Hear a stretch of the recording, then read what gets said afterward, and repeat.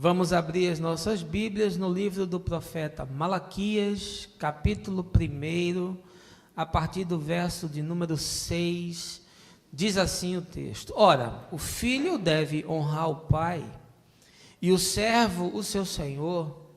Se eu sou o pai, onde está a honra que me é devida? Se eu sou o senhor e mestre, onde está o temor, o respeito reverente que me é devido?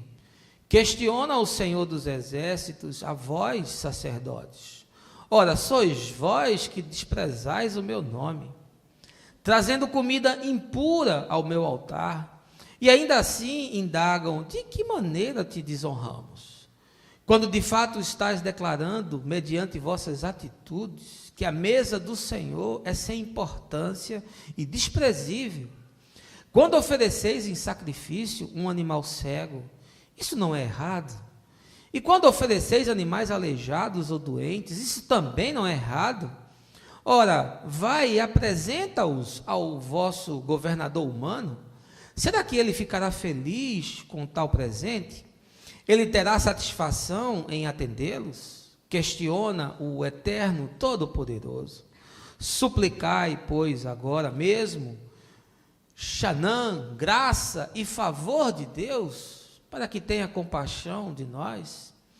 Com esse tipo de oferta, será que ele vos atenderá? Indaga o Senhor dos Exércitos. Ah, se houvesse uma pessoa entre vós que fechasse as portas do templo, assim ao menos não acenderia o fogo do meu altar inutilmente. Afinal, não tenho em vós o mesmo prazer, afirma o Senhor dos Exércitos, e não aceitarei as vossas ofertas desse jeito. Pois do Oriente ao Ocidente, grande é o meu nome entre as nações. Em toda parte, incenso especial é queimado, e ofertas puras são trazidas em adoração ao meu nome, porquanto grande será o meu nome entre todas as nações da terra, declara o Senhor dos Exércitos. Mas vós profanais o meu nome, quando dizeis: a mesa de Deus é impura e seu alimento é desprezível. E ainda murmurais: que canseira! E zombais do cerimonial. Acusa o Senhor dos Exércitos, quando trazeis como oferta animais roubados, aleijados e doentes, e ofereceis isso em sacrifício. Imaginas mesmo que eu deveria aceitá-los de suas mãos? Questiona o Senhor. Maldito seja o enganador, que tendo no rebanho um macho sem defeito, promete oferecê-lo, mas acaba sacrificando para mim um animal defeituoso ou doente.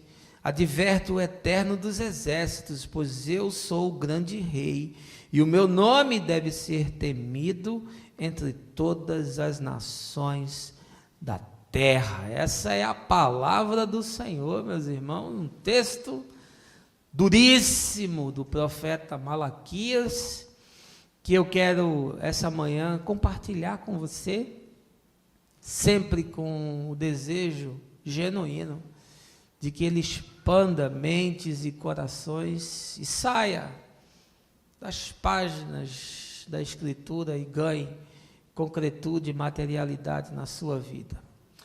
Acho que você acompanhou aí nas 2 últimas semanas as manifestações políticas no Brasil, através de passeatas, não só daqueles que apoiam o governo, a presidente, mas também daqueles que discordam e que estão desejosos de que hajam mudanças. A crise econômica que nós estamos vivendo está agravada e sobrevalorizada por uma crise política que há muito nós não assistíamos.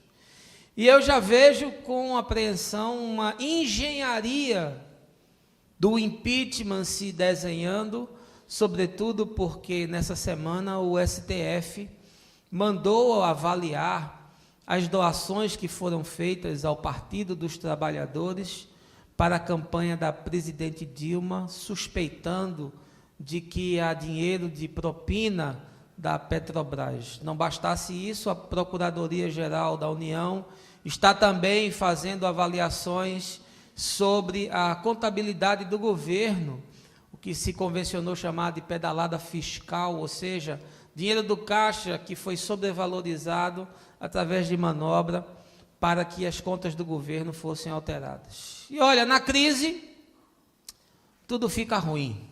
O povo reclama, a popularidade cai, os aliados pulam fora do barco e o cenário, de fato, é preocupante, é dramático, é extremamente difícil. E aí, com isso martelando na minha cabeça na semana inteira, eu acabei fazendo uma correlação entre o impeachment da presidente Dilma e o impeachment de Deus. E por que eu pensei nisso? Ora, porque a religião que se pratica nesses dias revela, dentre outras coisas, que Deus, como nós o vemos apresentado nas Escrituras, não é, em hipótese alguma, o bastante para essa geração. O Deus necessário para esse tempo é um Deus performático, é um Deus multiuso, que precisa fazer milagres, que precisa prosperar pessoas, que precisa consertar os desvios dos desajustados, resolver maldições, expulsar fantasmas, realizar sonhos impossíveis. Portanto, o Deus desse tempo é um grande garçom servindo a igreja e atendendo às demandas mais impensáveis e absurdas possíveis. A verdade é que Deus precisa ser reinventado. Esse que está aí perdeu a sua utilidade, e você pode até dizer que perdeu o prazo de validade. O filósofo Nietzsche, no século XIX, afirmou com muita lucidez e com a acidez que lhe é peculiar: a igreja criou um Deus que é a imagem e semelhança do homem. Para a indústria da religião funcionar nesses dias, é preciso, acredite, promover o impeachment de Deus. E, na verdade, na esmagadora maioria das comunidades ditas cristãs, esse processo já aconteceu. Deus foi afastado das suas funções, foi tirado do comando, foi tirado do controle, foi desempossado, demitiram Deus. E por que fizeram isso? Olha, porque chega desse Deus que não atende pedidos, que não satisfaz caprichos, nem ajuda a existência a ser conforme aquilo que nós queremos. É preciso colocar no trono um novo Deus, um Deus personalizado para a igreja, que seja ajustado pela teologia e que se adeque às demandas do homem da sociedade contemporânea. E aqui eu quero lhe fazer uma pergunta: quem é Deus para você? O que você sabe de Deus? O que você entende daquilo que está no coração de Deus? Como você se relaciona com Ele? Essa manhã, a partir desse texto dramático, profundo, instigante, verdadeiro, visceral, do profeta Malaquias, eu quero lhe convidar para um papo honesto, papo de gente grande, gente séria, para a gente olhar para dentro e discernir aquilo que está na ambiência da alma e daquilo que se escondeu no coração. Mas eu não quero fazer isso sem convidar você a um momento de oração. Baixe a sua cabeça, feche os seus olhos. Meu Senhor, nós estamos nesse tempo tão difícil, tempo politicamente falando, economicamente falando, socialmente falando, tão difícil. Mas parece que a grande ameaça paira sobre a religião, que entorpece, que adoece, que amputa, que nos afasta das dimensões da espiritualidade que tu desejas e do convite ao evangelho que muda consciências, que ressignifica essências, e que nos desafia a um caminhar novo, instigante, provocante, comprometido, solidário, piedoso, generoso, no meio de uma geração de gente que te adora de boca, que vive de retórica. que o seu coração está distante da tua verdade, da tua palavra, é em meio a tudo isso que eu te peço, que essa manhã o teu Espírito Santo nos visite e toque também nos milhares que estão nos assistindo. Faça isso para a glória do teu nome, Senhor, e para que a tua palavra seja pregada com toda intrepidez, no nome de Jesus. Amém. Eu quero convidar você a entrar na cena na qual está o profeta Malaquias, para que você entenda os contornos desse texto, para que você compreenda o porquê do profeta estar falando o que falou. Malaquias é o último dos profetas do Velho Testamento, e ele profetiza para os habitantes da cidade de Jerusalém. O povo que havia ficado exilado na Babilônia durante 70 anos, já havia retornado, calcula-se em torno de 50 mil pessoas, que voltaram em dois grupos. O primeiro grupo voltou com Esdras, e o segundo grupo voltou com Neemias. Agora, essa gente, motivada pelas profecias de Ageu e também pelas profecias de Zacarias, se determinou a reconstruir o templo que havia sido destruído pelos babilônicos, quando arrasaram aquela região e levaram cativos os judeus.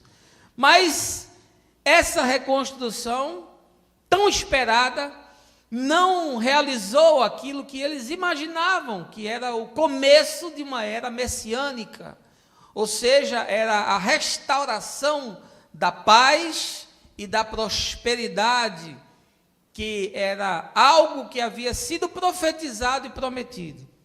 Quando Malaquias começa a falar nesse texto, 100 anos já haviam se passado desde esse retorno, e a expectativa de um novo estado não havia se cumprido. O desânimo e a apatia começaram a se instalar lentamente, silenciosamente, na alma e no coração das pessoas. Além disso, a expectativa da prosperidade material, que tinha sido profetizada por Ageu, não havia se cumprido conforme a expectativa do povo, e Jerusalém continuava sendo uma cidade pobre, insignificante do ponto de vista social e totalmente desprezível naquele mundo, nos aspectos tanto econômico quanto político. O governo persa, do qual os judeus agora eram reféns, cobrava impostos muito pesados, e eles viviam em medo constante de invasões e sofrendo todo tipo de hostilidade dos samaritanos. É esse cenário que começa a tecer como uma teia de aranha, o que eu chamo de arqueologia da tragédia. E isso tudo desemboca num processo de ceticismo generalizado quanto ao amor de Deus, a fidelidade de Deus e a justiça de Deus. O que surge é que os sacerdotes se extraviam, os ritos e os sacrifícios se tornam mecânicos, as relações familiares se azedam, a justiça social se deteriora e há uma corrupção generalizada em meio à nação. É um cenário imponderável, de calamidade para todos os lados. É um desgoverno total, convenhamos. Deus perdeu o controle. Deus não é mais capaz de fazer a gestão dessas coisas. Deus deixou de ser o Todo-Poderoso. E eles disseram: a gente precisa de um outro Deus. Façamos um para nós. Como Arão fez aquele bezerro de ouro. E eu fico olhando para esse cenário e acho tudo tão parecido com os nossos dias. De onde você acha que surgiu essa teologia da prosperidade? Essa igreja que aí está, e esse tipo de religião que se prega, produziu um Deus para si mesmo. Os sacerdotes desse tempo manipulam a fé do mesmo jeito, fazem alquimia dos textos, usam as pessoas como eles bem entendem. Povo que se cansou das Escrituras, eles querem, na verdade, um Deus que lhes atenda. E aqui cabe perguntar, qual é a sua expectativa de Deus? Você também quer um Deus que lhe satisfaça? Você quer um Deus que lhe prospere? Você quer um Deus que resolva os seus problemas? Você quer um Deus que harmonize os seus desencontros? Você quer um mágico que coloque em ordem toda a desarrumação que você próprio promoveu na sua vida? A verdade é que como você vive, já revela o Deus em que você crê. E hoje eu quero lhe mostrar, não só o Deus que talvez você tenha criado, mas o Deus que lhe criou. E as demandas que Ele tem a seu respeito e a meu respeito. Texto, num contexto tão distante do nosso, mas que revela a mesma fenomenologia, as mesmas arquetipias presentes e que se encaixam perfeitamente no drama no qual nós estamos mergulhados. Malaquias falou de forma muito dura com essa gente. E eu não vou poupar ninguém hoje de ouvir a verdade de Deus. O que é que te pede o Senhor? Que tipo de religião Ele quer que você pratique debaixo do sol? Volte ao texto, a mensagem é expositiva.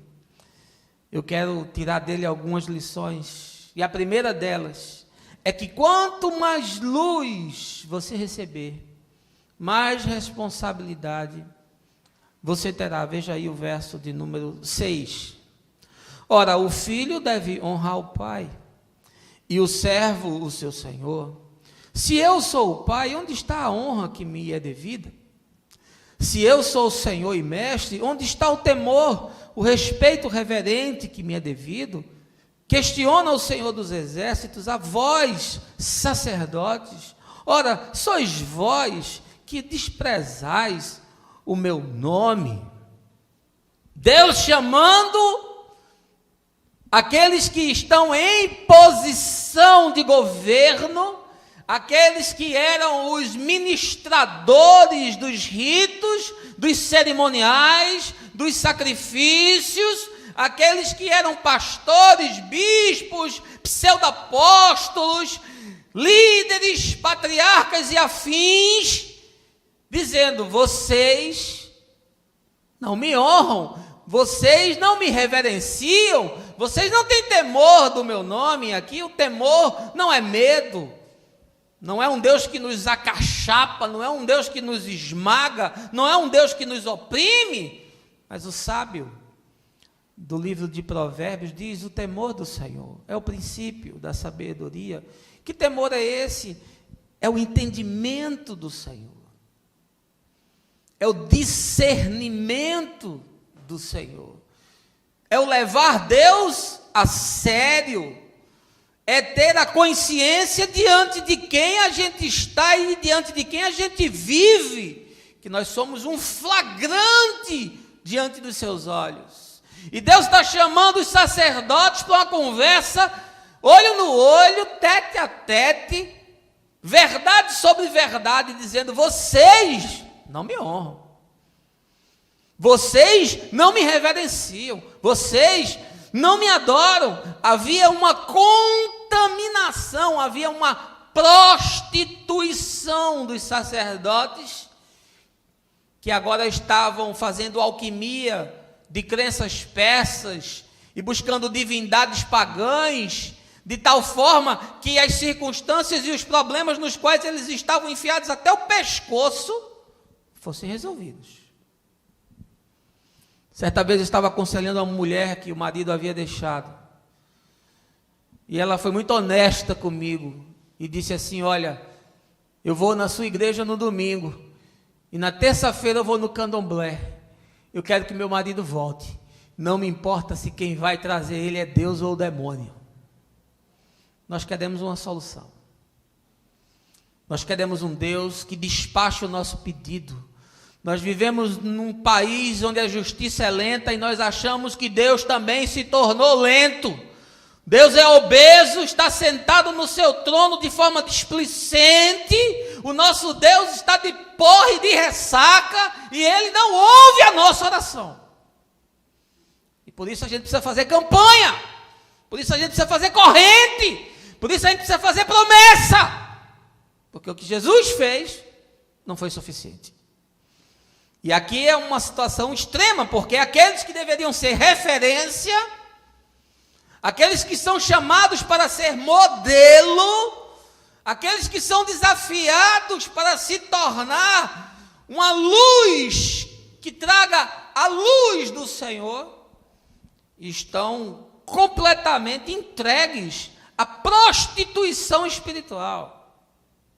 Aqui é um caso de dissolução completa da consciência.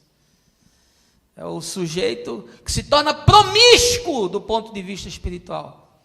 Sabe o que é o promíscuo espiritual? É aquele que bebe em todo canto, que vai para todo lugar, que corre atrás de qualquer fala que lhe dê um sentimento de satisfação, que produza coceira no ouvido e que de alguma forma o atenda nas suas demandas. É um Deus feito sob medida. É um evangelho bandejão, que você vai lá e come o que deseja. Essa era a situação dos líderes. Eles tinham toda a teoria. Eles conheciam todos os ritos. Eles sabiam fazer todas as ações do sagrado. Eles conheciam todos os paramentos, os utensílios e os móveis da religião. Mas não tinham nada na alma. Eles não tinham mais nenhuma consciência de quem era Deus. Eles não tinham mais nenhuma fé que se constituísse dínamo para mover a existência. Eles não tinham mais paixão. Eles não tinham mais zelo. Eles não tinham mais emoção. Era a manifestação de total desconsideração e descrédito com Deus. E o que nós temos nos nossos dias? Não é isso também? Não são líderes extraviados? Não são líderes retóricos? Todo dia você vê um escândalo de um pastor, de um bispo, de um profeta, de um apóstolo. As coisas mais horrendas. Igrejas enfiadas agora com lavagem de dinheiro. E você acha que isso é novo? Ah, por favor, você não sabe como esse circo gira. Por favor, pegue a razão social de uma grande igreja dessa e veja a quantidade de coisas das quais elas são sócias. Por favor, não imagine que o que está acontecendo é algo dramático e que está localizado dentro de uma denominação. Ah, por favor, meu irmão, deixe de tanta ingenuidade. Nós vivemos uma época onde os homens de Deus se acabaram. Onde aqueles que anunciam a verdade são traficantes de influência, pregam para atender suas próprias demandas e em seu próprio proveito. Vivem muitos deles de forma nababesca. Tiram da igreja o que a igreja não pode ofertar. A igreja existe para atender o seu ministério. E eu sei do que eu estou falando. Porque eu sei como essa roda gira. Mas eu quero lhe dizer uma coisa essa manhã, meu irmão. Quanto mais luz se recebe, mais responsabilidade se tem. Jesus disse que no dia do juízo, aqueles que haviam recebido mais revelação e mais entendimento, seriam cobrados de uma forma muito mais dura, porque você vai ser chamado a responsabilidade. O que você fez com a luz que você recebeu? Porque aquele que fez na ignorância, aquele que caminhou sem entendimento, aquele que não professava na mesma cartilha, nem cantava na mesma cantiga que você, esse será tratado conforme a sua capacidade de entendimento. Se você ler o capítulo 2 da carta de Paulo aos Romanos, você vai perceber isso claramente. E Jesus disse: ai de ti, Cafarnaum, porque em ti foram feitos muitos milagres. Ah, se em Tiro e Sidom tivesse sido feito a mesma coisa. Se eles tivessem tido a oportunidade de ter acesso às mesmas informações e ver aquilo que foi feito aqui, eles teriam se arrependido dos seus pecados. E você, meu irmão, qual é a quantidade de luz que você recebeu? O que é que você já aprendeu que você nunca pôs em prática? O que foi que já te ensinaram que se tornou retórica?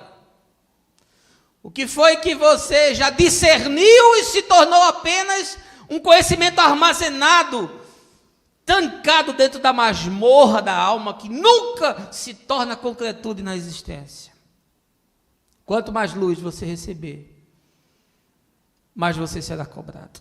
E ai de vocês, pastores, ai de vocês, líderes, ai de vocês que estão à frente de igrejas e que estão enganando e mentindo, distorcendo a palavra do Senhor. Ai de vocês, porque o juiz de toda a terra vai confrontá-los no último dia e se saberá quem é de Deus e quem não é. Quanto mais luz, mais responsabilidade.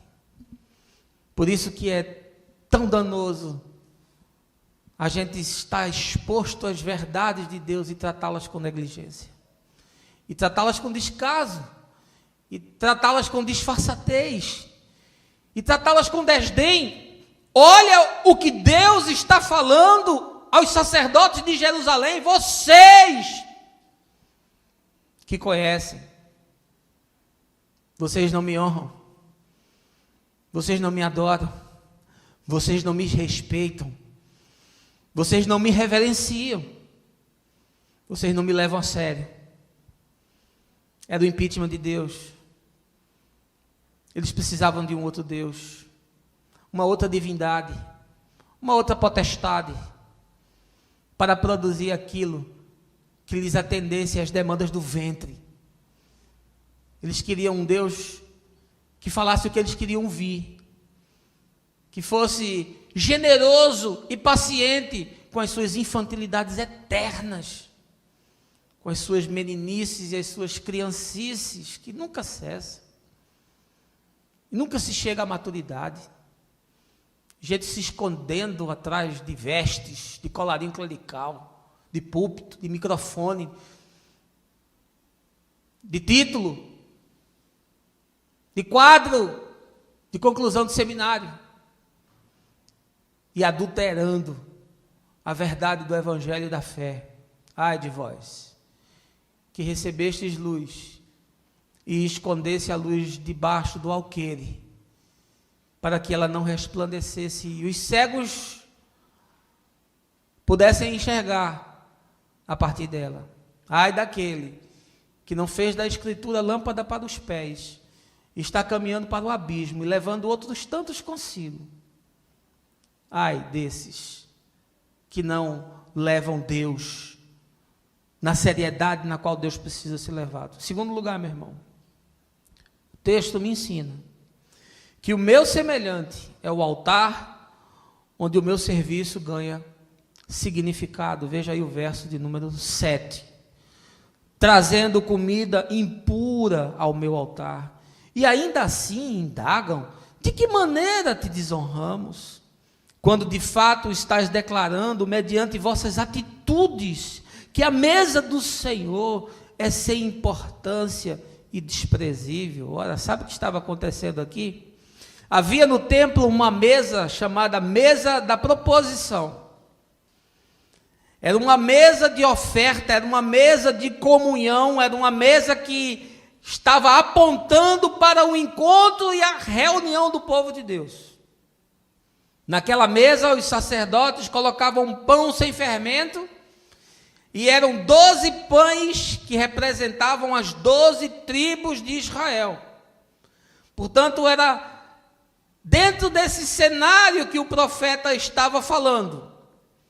E o Senhor está dizendo que eles estavam trazendo um pão que estava estragado, a comida que estava apodrecida. O pão que estava levedado, que estava com bicho. A displicência era tal. O desprazer era tal. O descaso era tal. Que a comida podre era colocada na mesa do Senhor. Para que os sacerdotes do Senhor comessem. Esse era o contexto. É do pão que havia sido determinado lá na lei de Moisés, que Arão e seus filhos deveriam comer, consumir. Portanto, isso também representava simbolicamente o compromisso, a responsabilidade pelo outro. Porque aquela tribo havia sido separada para servir ao Senhor. Eles não produziam, eles não plantavam, eles não colhiam, eles não recebiam dinheiro, portanto, era o compromisso solidário, era o compromisso generoso, era o compromisso responsável pela vida do outro. Entenda as simbologias do texto, porque eu preciso trazer isso para mim e para você. Agora, em Jesus, que mesa é essa? Ora, em Jesus, essa mesa não está mais estendida apenas à tribo de Levi. A mesa em Jesus não é apenas para que os sacerdotes comam, porque em Jesus não há mais grego, não há mais judeu, não há mais homem, não há mais mulher, não há mais livre e não há mais escravo, porque todos são um em Cristo.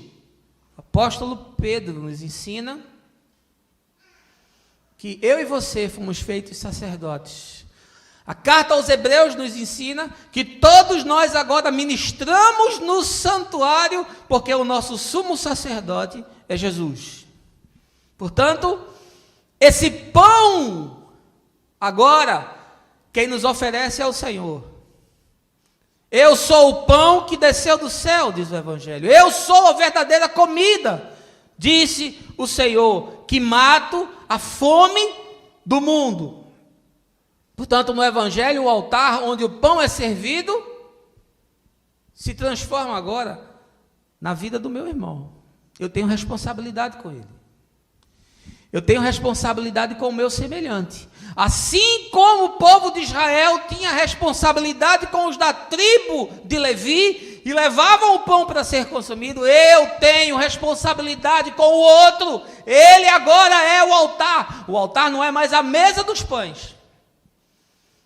O altar agora é a vida do miserável, do faminto, do excluído, do favelado, se você vê. É Ele. É Ele que se torna o lugar onde eu devo proporcionar o encontro, a comunhão, a aproximação, o serviço solidário.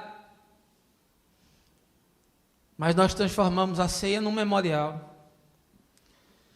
E os símbolos que são pão e vinho, que deveriam atentar e me trazer a consciência de que a fé precisa se tornar concreta, real, material, precisa se tornar real, precisa encarnar em alguma coisa. Não, a gente vem aqui, come pão, bebe vinho, senta no lugar, faz cara da Virgem Maria, junta a mãozinha, faz oração mequetrefe, e domingo que vem tem mais.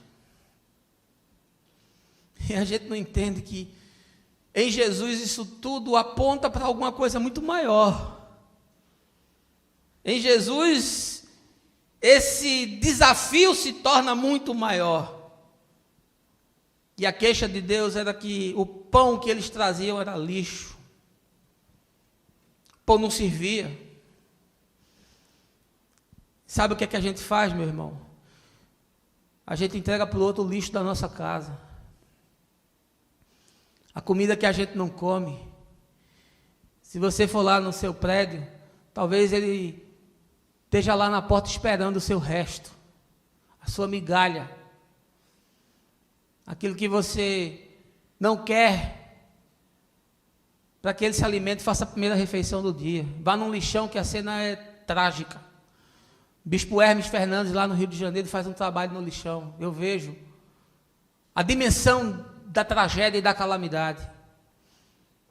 Pastora Cimeia, aqui de Olinda, da Igreja Episcopal, durante muitos e muitos anos tem feito trabalho no lixão. Vá lá ver como é que é. E nós achamos que isso não tem nenhuma implicação, que isso não tem nenhum desdobramento, e dizemos que somos discípulos de Jesus, quando na nossa mesa não há pão para o faminto. Quando aquilo que a gente entrega é nada, é coisa alguma, é pão estragado, que faz com que o outro agonize diante dos nossos olhos. Que quando a gente desafia a comunidade para qualquer ação que se reverte em solidariedade para o outro, a presença é pífia, o compromisso é mínimo. Ah, meu amigo,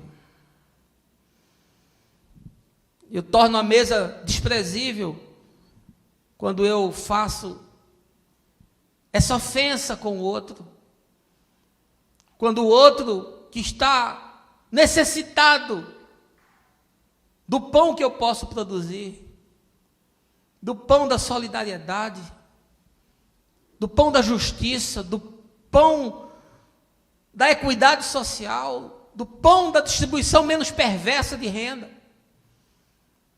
E a gente se impermeabiliza no meio desses guetos e fica vivendo uma espiritualidade nula, deixando que o outro morra de fome.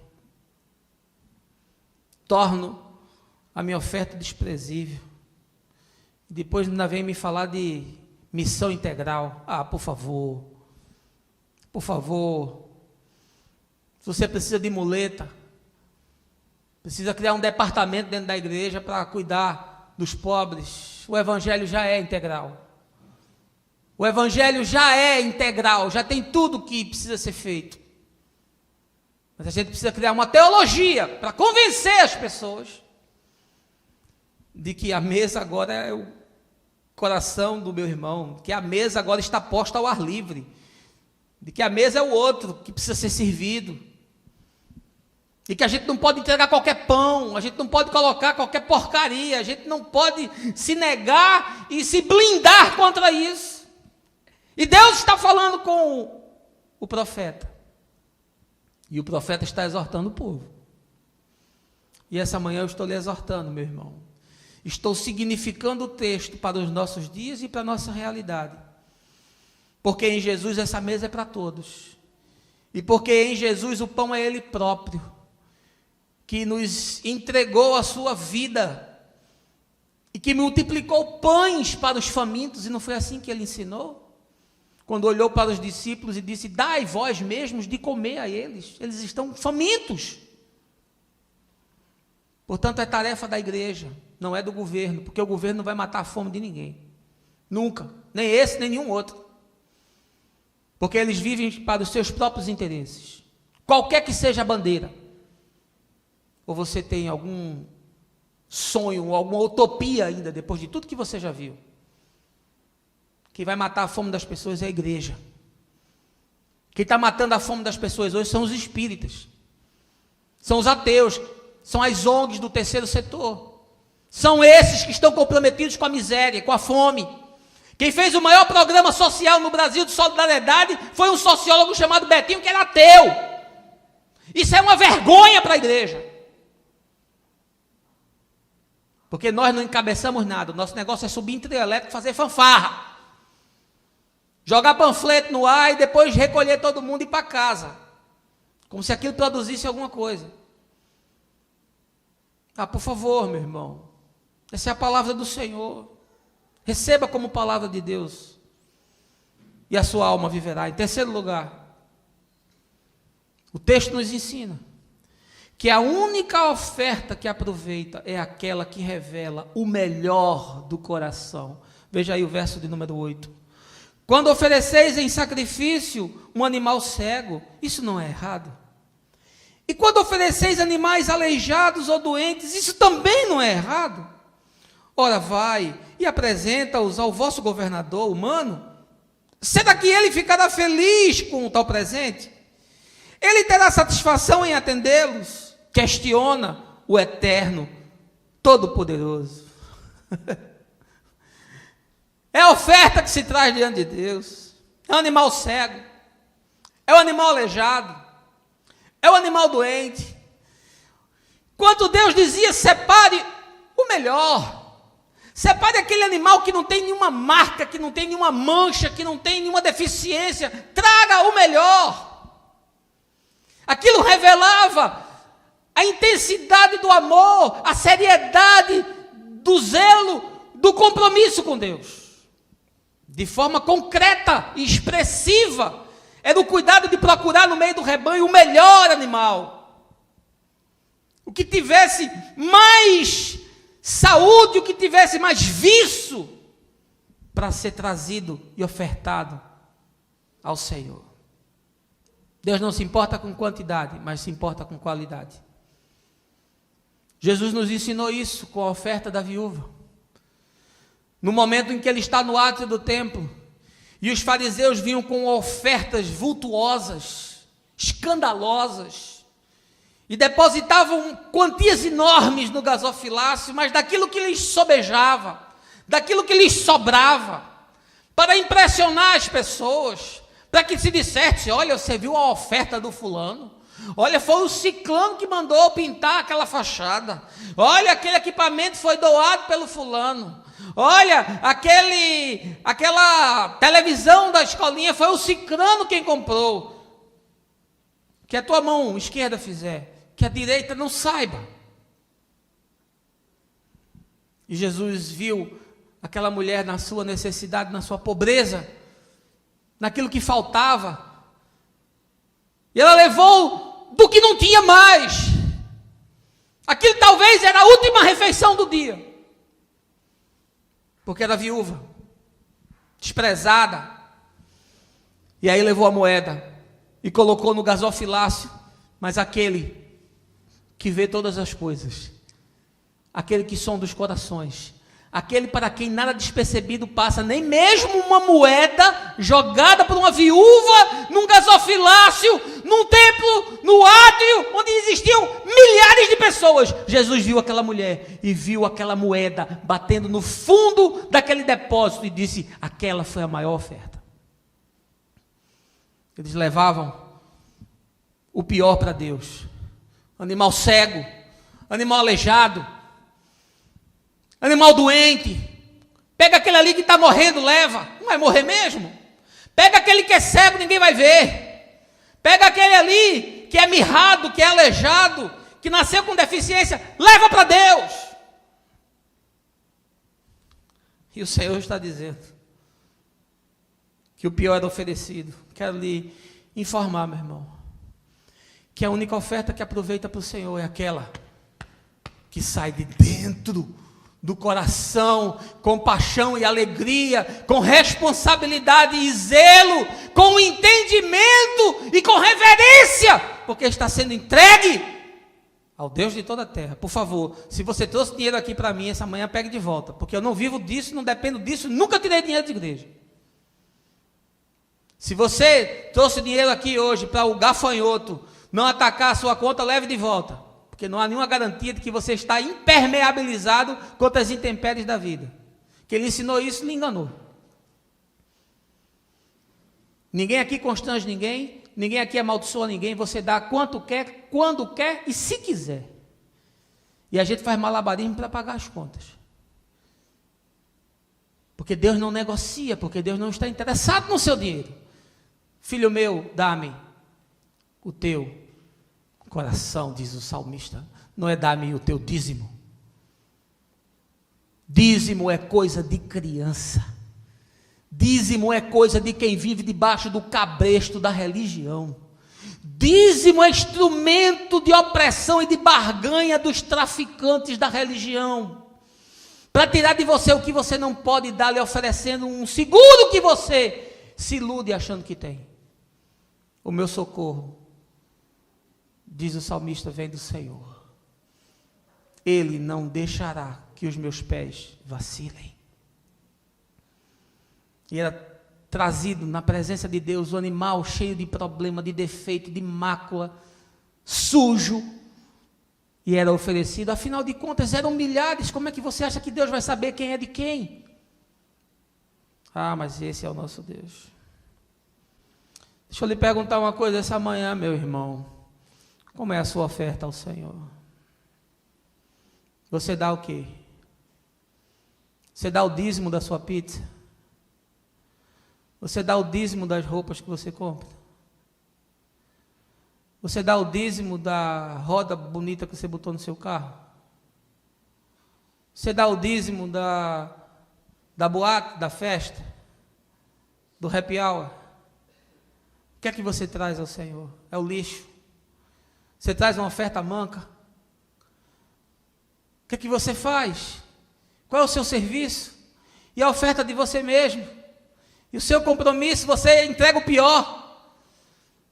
O seu ministério é o pior. É feito de toda forma. É feito com negligência.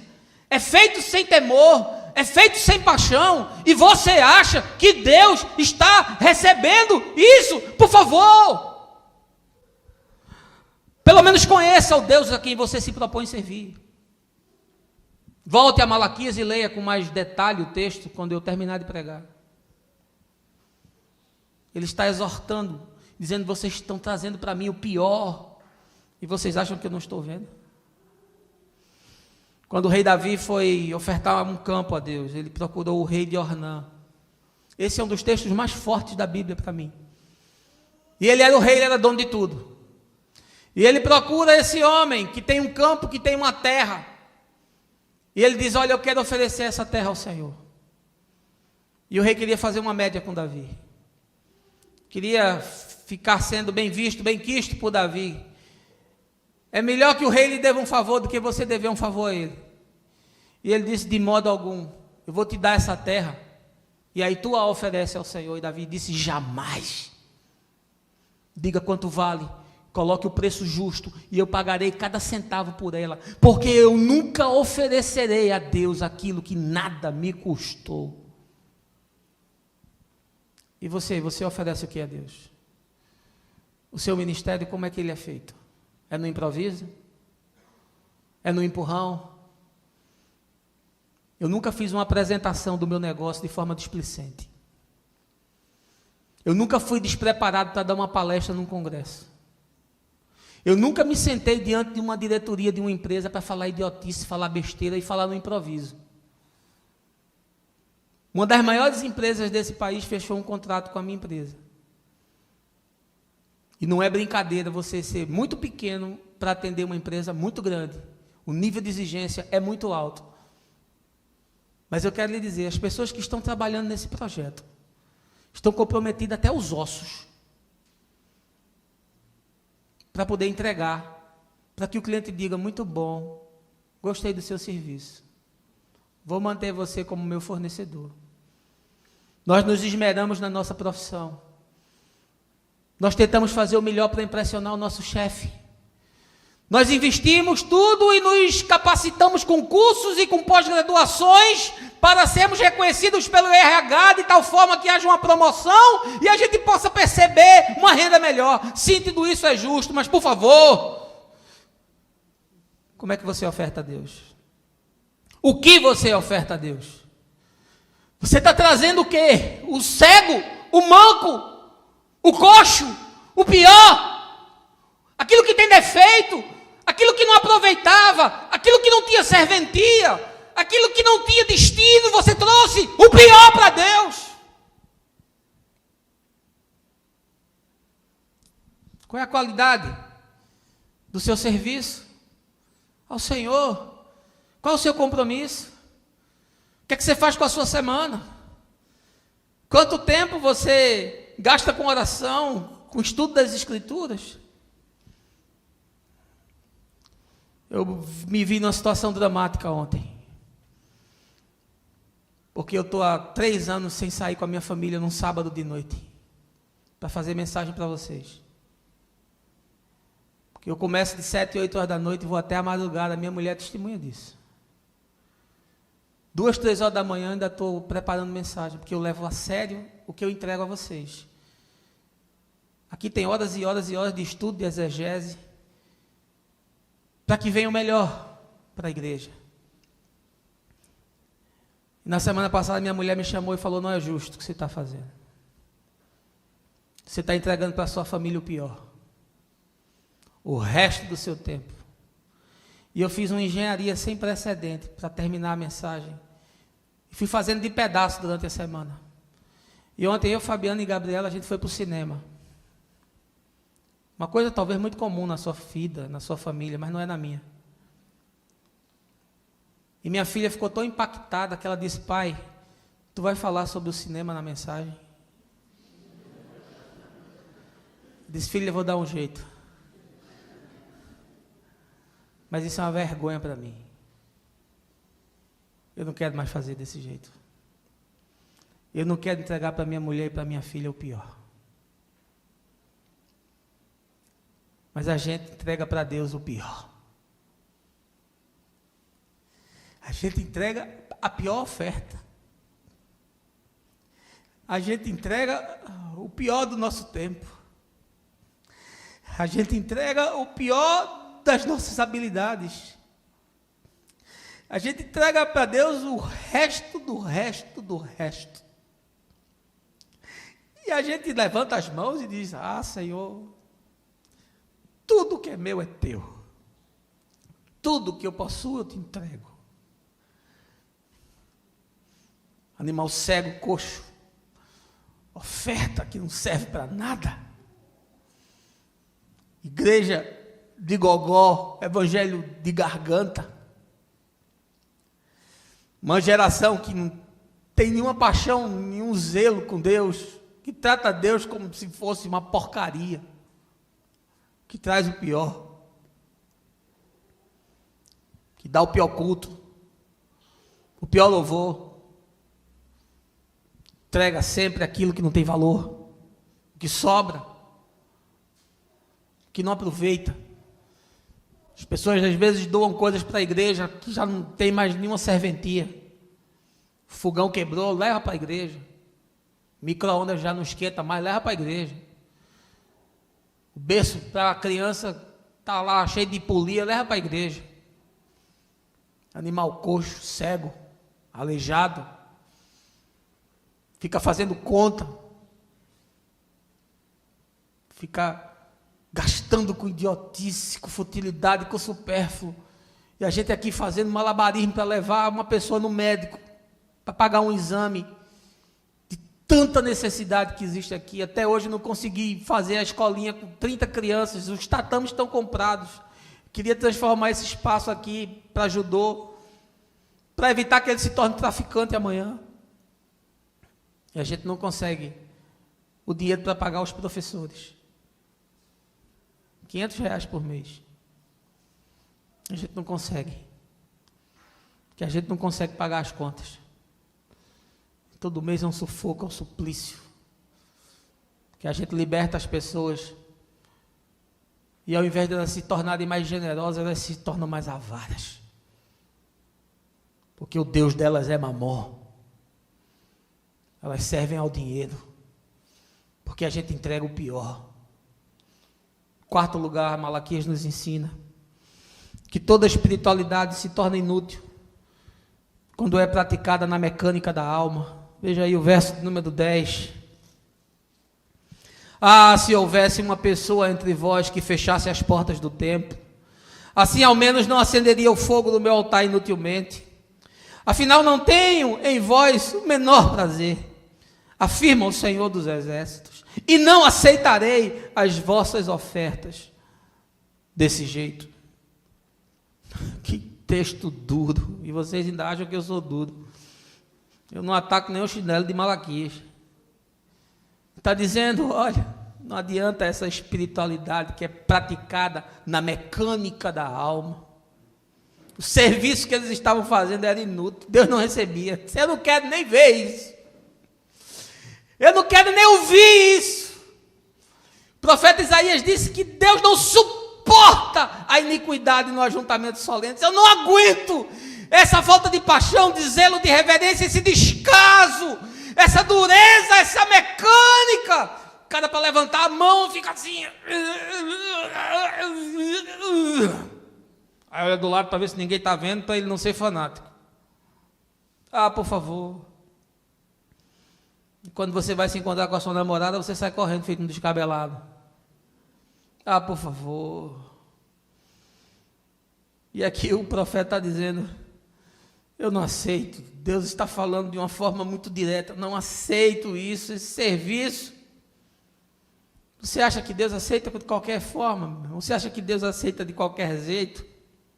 Essa espiritualidade que havia se tornado mecânica, era a repetição dos ritos, era a repetição dos sacrifícios, era tudo de significado, era aquela repetição daquelas orações, aquelas ladainhas, marcadas por aquelas chavões que a gente diz, aquela coisa que parece um mantra, aquela leitura e aquela retórica vã, nada daquilo se aproveitava. Porque aquilo era uma espiritualidade industrializada. Era um bando de papagaio repetindo a mesma coisa. E ficava tudo igual. Era o piloto automático ligado. Não tinha consciência. Por isso que Paulo nos ensina que o culto tem que ser racional. Não tem que ser emocional. Não é trimelique, meu irmão. Não é para você ficar aqui, que isso é coisa do demônio. Vá num terreiro que você vê o sujeito fazendo esse malabarismo, rodando, caindo, batendo, babando. Agora, por favor, nós somos chamados a um culto racional. Pode ter expressões da alma, sim, e deve. Tem que se emocionar, tem, mas é tudo feito na centralidade da vida. Não é perdendo o eixo, não. Não é fazendo bizarrice, não, porque o Espírito Santo não é maluco, não, meu irmão. O Espírito Santo não está fumando maconha, não. Porque tem certas manifestações que é de você enlouquecer e dizer, não é possível que o cara imagine que isso vem do Espírito de Deus. Por favor. E aqui, tudo se tornara mecânico, é essa ortodoxia que mata a alegria. Cara, crente é o povo mais abusado que existe. Crente é o povo mais carrancudo que existe. Crente é o povo mais cheio de mania que existe. Cara, crente tira a alegria de tudo, é uma coisa impressionante. Onde ele chega, o ambiente pesa. A gente deveria se converter para ficar melhor, mas os crentes se convertem e ficam pior. É um negócio impressionante. Se torna mais arrogante, se torna mais julgador do outro, se torna mais incompreensível, se torna menos tolerante, se torna mais preconceituoso. É uma desgraça, o cara fica pior do que era. E diz para o outro, o amor de Jesus. O amor de Jesus não, meu irmão. Por favor, por favor. E Deus diz, por favor, não tem um entre vocês que deixa a porta do templo fechada, não. O negócio é tão dramático que Deus disse, seria bom se tivesse um com um pouquinho de discernimento que dissesse, não vamos abrir não. Não vamos abrir não. Um que ficasse na porta dizendo, não vamos não, por favor, não vamos não, que Deus não suporta. Deus não aguenta, meu irmão. Por isso que no texto de Apocalipse capítulo 2, Jesus disse que estava a ponto de vomitar, porque não aguenta. Esse fogo estranho que é trazido ao altar, não aguenta, não suporta. É a agenda da religião que vai comendo a cabeça da gente. Fechem as portas, diz Deus ao profeta, parem com isso, por favor, parem com isso, ele está dizendo. Eu não quero que seja feito dessa forma. Mas a gente trabalha na produtividade, né? A gente acha que Deus é o Henry Ford, que ele trabalha com uma esteira e que ele está precisando que a gente produza mais conversão, como se Deus se alimentasse de conversão. O que adianta a conversão que não muda a vida? O que adianta essa espiritualidade que não transforma o indivíduo? Por favor, meu irmão. O texto é tão claro. Deus chega ao ponto de dizer, não abram as portas, deixe fechado. Não me tragam isso. Não me tragam essa oferta que não vem de dentro. Não me tragam esse serviço que não tem zelo, que não tem entendimento. Por favor, o Senhor está dizendo, não me traga isso, parem de fazer. Parem de fazer evento, parem de fazer movimento, parem de fazer. Porque se torna a obra de Deus no princípio de Satanás. Deus diz, eu não quero. Fechem, parem, desistam. A não ser que vocês queiram fazer da maneira correta. Alguém me perguntou, por que sua comunidade é tão pequena? Falei, talvez porque a gente tem uma agenda muito enxuta. Se eu enfiasse um bocado de programação, e se eu fizesse uma mudança naquilo que eu prego, a gente não ia ter onde botar as pessoas. Mas essa não é a mensagem para esse tempo. Essa não é uma mensagem para uma geração que promoveu o impeachment de Deus, que não quer ouvir nem ver aquilo que está tão claro e tão rasgado diante de nós nas Escrituras. É a mecânica que mata a gente, é a rotina que consome a gente, é a mesmice que vai dessignificando a fé, e a gente vai fazendo as coisas sem mais nenhum entendimento, e Deus diz, chega, feche a porta, por favor, não me tragam mais, eu não quero. Quinto lugar, Deus só conhece aqueles que o buscam, em espírito e em verdade. Veja aí verso 11, pois do Oriente ao Ocidente, grande é o meu nome, entre as nações, em toda parte incenso especial é queimado, e ofertas puras são trazidas em adoração ao meu nome, porquanto grande será o meu nome entre todas as nações da terra, declara o Senhor dos Exércitos. Aqui já um texto profético apontando para o que aconteceria, porque talvez você imagine que Deus é refém de geografia, Deus ainda está fazendo acepção de pessoas pelo DNA do sagrado, e aqui os israelitas imaginavam que Deus só tinha aquela gente, e ele disse, eu tenho gente do Oriente ao Ocidente. Há muitos que me trazem incenso especial, e há muitos que me oferecem o melhor daquilo que a terra produz. Vocês nem sabem, mas o meu nome é grande em toda a terra, porque a igreja se arvora a ser o cartório do céu, meu irmão. A igreja desde o século II discute se pode haver salvação fora da igreja. É um negócio tão abjeto, tão obtuso, que eu não consigo entender gente que se presta ao codinome de teólogo e de filósofo da religião discutir um troço desse. Deixa eu lhe dizer uma coisa, meu irmão. Não pode haver salvação fora de Cristo. Mas fora de sua igrejola, da sua denominação, da sua teologia e dos seus teóricos de ocasião, pode haver. Por favor. Porque nós nos tornamos o instituto que valida as ações de Deus na terra. A igreja é o ISO 9000 do Senhor, meu irmão. É a igreja que diz o que é e o que não é, o que vale, o que não vale, o que é santo, o que não é santo, o que Deus aceita e o que Deus não aceita. E aqui ele está dizendo, vocês pensam, Israel, que só vocês é que são acolhidos? Vocês imaginam, israelitas, que só no templo de Jerusalém se faz sacrifícios? Do Ocidente até o Oriente, há muitos que me trazem oferta e incenso, porque Deus ama e acolhe aquele que o adora em espírito e em verdade. E a igreja sempre querendo ser a legisladora e a intermediadora do céu. Tem gente que diz que Jesus é o caminho e a de Macedo é o pedágio.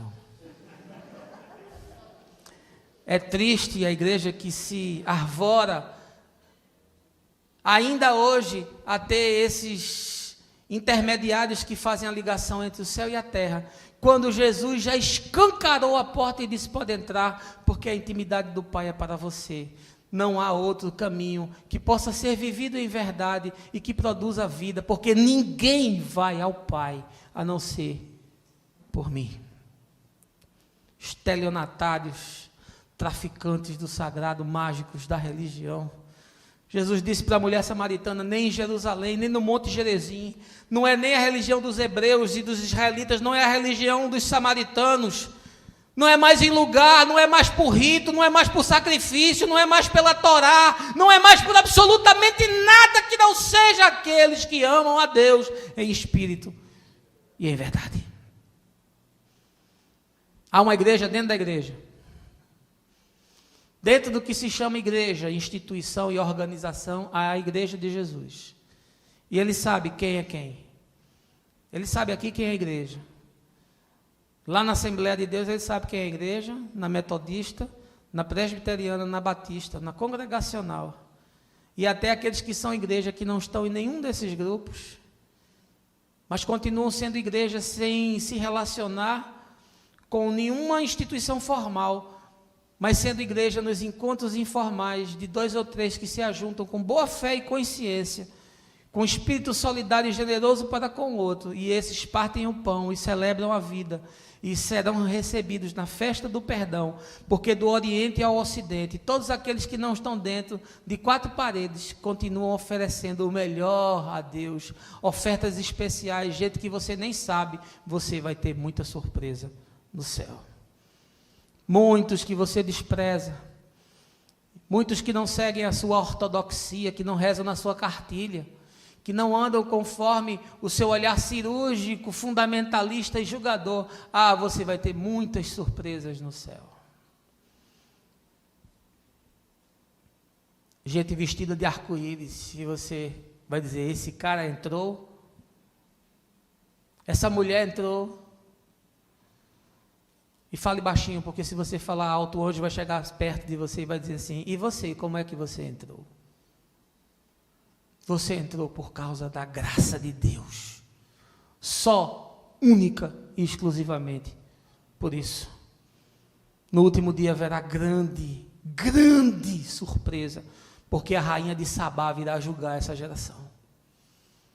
Porque muitos que você imaginava que não eram dignos, mas eles viviam a fé com espírito e em verdade, e eles cumpriam o chamado de andar em verdade e justiça, sem andar conforme os códigos da religião, nós teremos muitas surpresas. E em último lugar, eu quero lhe dizer, que é a consciência e a verdade, o que significa o caminho debaixo do sol. Veja aí verso 14. Maldito seja o enganador, que tendo no rebanho um macho, sem defeito, promete oferecê-lo, mas acaba sacrificando para mim um animal defeituoso ou doente. Adverte o Eterno dos Exércitos, pois eu sou o grande rei, e o meu nome deve ser temido entre todas as nações da terra. É a consciência e a verdade o que significa o caminho debaixo do sol. Aí o povo prometia que ia fazer. Eu vou fazer. Eu vou trazer essa oferta, eu vou fazer esse sacrifício, eu vou me comprometer com isso. E ele podia fazer, não era do que não podia, era do que podia, era do que estava dentro da possibilidade, é do que estava acessível aos braços e às pernas para ser feito.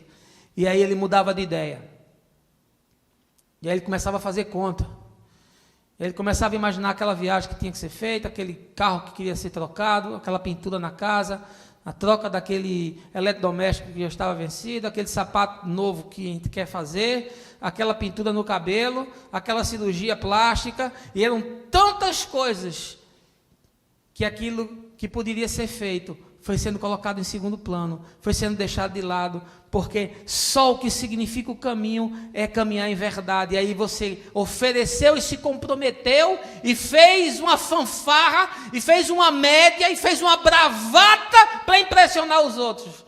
Mas você não se preocupou em decepcionar a Deus. Mas Deus sonda o coração. Jesus conta na parábola sobre 2 filhos. Um que o pai chamou e disse, você vai para o trabalho? Você vai para a plantação? Ele disse, pai, eu vou, pode ficar tranquilo. E não foi. Chamou o outro e disse, você vai para a plantação? Você vai para o arado? E o outro disse, pai, eu não vou. Saiu, pesou-lhe o coração, refletiu, mediu as consequências, analisou as implicações e foi. Qual dos 2 você acha que fez a vontade do Senhor? Deus prescruta o nosso coração. E que tristeza é você ver que muito poderia ser feito. Que tristeza você ver que tanto mais a gente poderia realizar. Que tragédia você ver pessoas que têm condições de dar um pouco mais, de ofertar um pouco mais de si, de forma generosa, e de participar, e de se envolver, e de fazer um pequeno ajuste na programação, gente com tanta habilidade, com tanta capacidade, gente que é tão bem sucedida na sua profissão, e diz, pode contar comigo, eu vou fazer. Pastor, eu não pude nessa não, mas na próxima eu venho. Ah, nessa vez não deu para vir, mas no próximo o senhor pode contar comigo. Ah, pastor, esse negócio aqui que ninguém está fazendo, eu faço. Esse daqui que não tem ninguém que realize, eu realizo.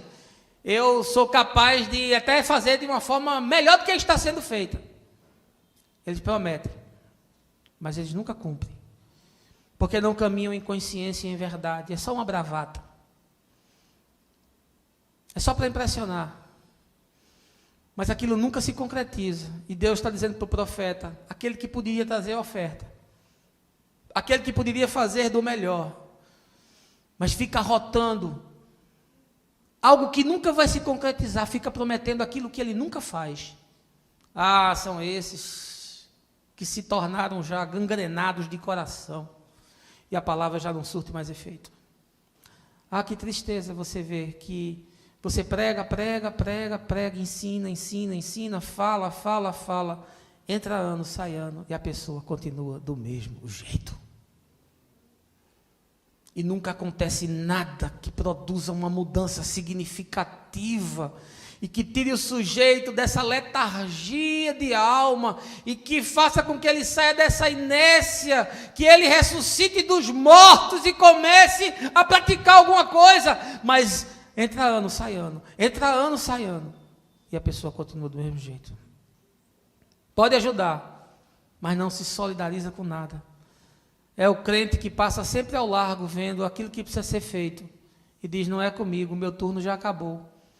Foi assim que o sacerdote que desceu de Jerusalém para Jericó, vendo o samaritano, vendo lá o moribundo, o transeunte caído, não fez absolutamente nada, mas justamente o samaritano, de quem nada se esperava, foi o que fez.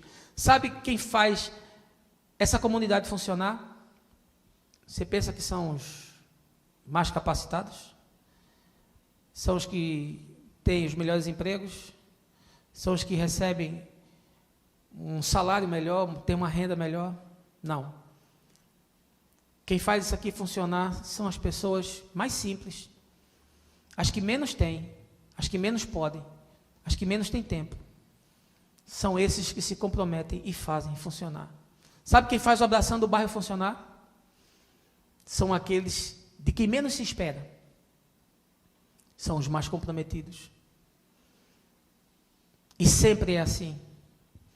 Porque Jesus não foi buscar ninguém no sinédrio. Jesus não foi a nenhum centro de poder religioso buscar filósofos da religião. Não foi buscar teólogos para se cercar deles. Não foi buscar pessoas na academia e nas escolas de profetas, nem dentro da sinagoga.